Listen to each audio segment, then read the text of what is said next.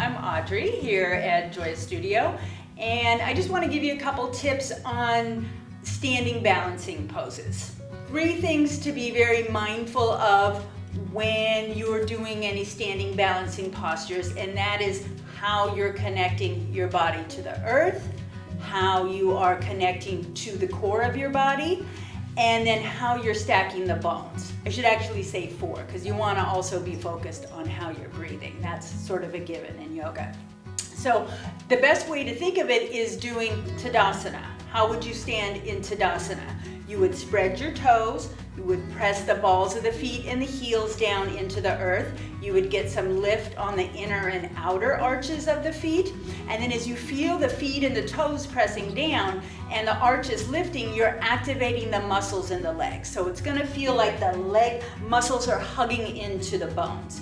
And then things are stacked. So knees are stacked over ankles, hips are stacked over knees, shoulders are stacked over hips, the crown of the head is stacked over the sacrum, and from there you're making those core adjustments. So belly comes in a little bit, tailbone is going to lengthen, the top ribs will come down a little even as the sternum lifts, back of the head rises up. So think of that strong, straight posture.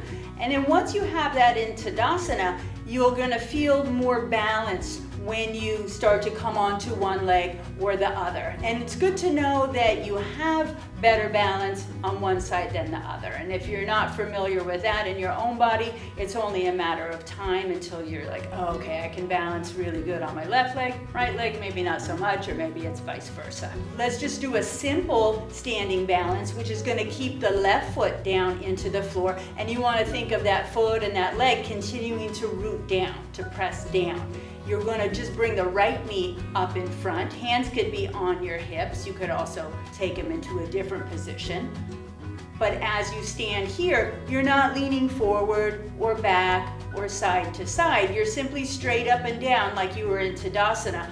All you did was lift that one leg. So we'll lower that down and then root down through that foot. Keep the core strong, the low belly in and up, the spine long, chest lifted, crown of the head lifted, and then we're balancing on the second leg.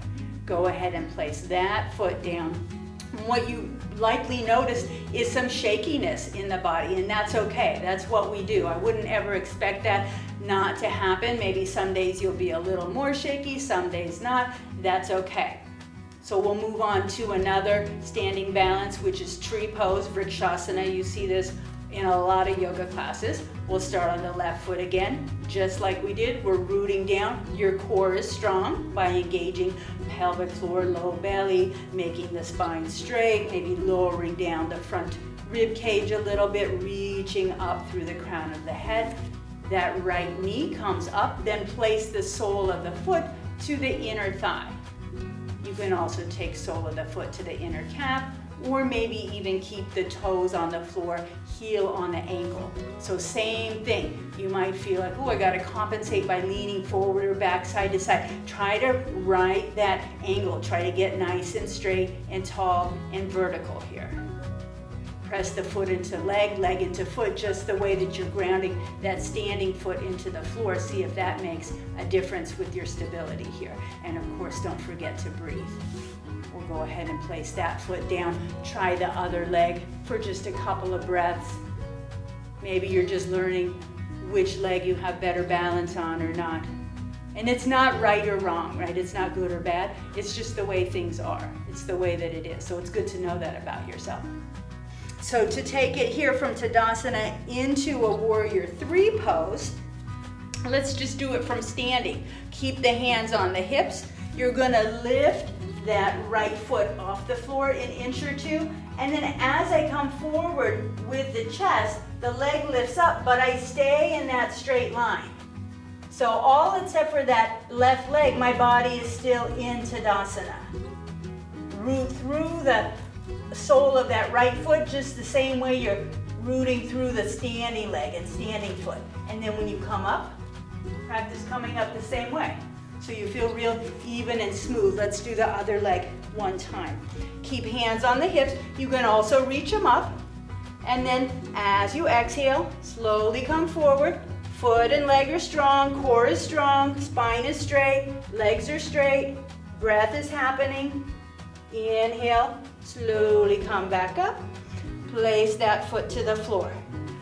Coming into a half moon, and you can use a block for this if you like, although you don't have to. This is going to change things a little bit because of the way we rotate in the hip. I'm going to put the block in front of my right foot.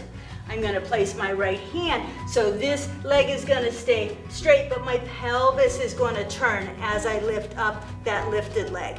You still want to find that Tadasana in the spine and in the legs, and you're simply getting some rotation in the hip. So can you press down through both feet? Can you continue to breathe? Can you make your core strong, your spine long? Good, and hand comes down, and foot comes down. And we'll do the same thing on the other side, that half moon pose. So notice that when I did the pose, I lifted that top leg, my hip stayed over the knee and over the ankle. That's a real common one in this pose for people to come maybe too far forward and then you can't balance, or to be too far back. So stacking hip on top of knee, on top of ankle, and then you can get really light and maybe even lift the hand up off the floor because you've stacked the bones. You're using the muscles. You're rooted down. You're breathing. I would play around with this in your own body. Just make sure that when you're doing it, you're super mindful of where are my bones? How are my muscles working? Do I feel like I'm making an active connection to the earth through my feet? And am I breathing? And then from there, it's all fun. And don't be afraid of falling, because we fall in yoga. That's what we do. We learn to fall, we learn to get back up, and then we do it again. So hope to see you in class soon. Namaste.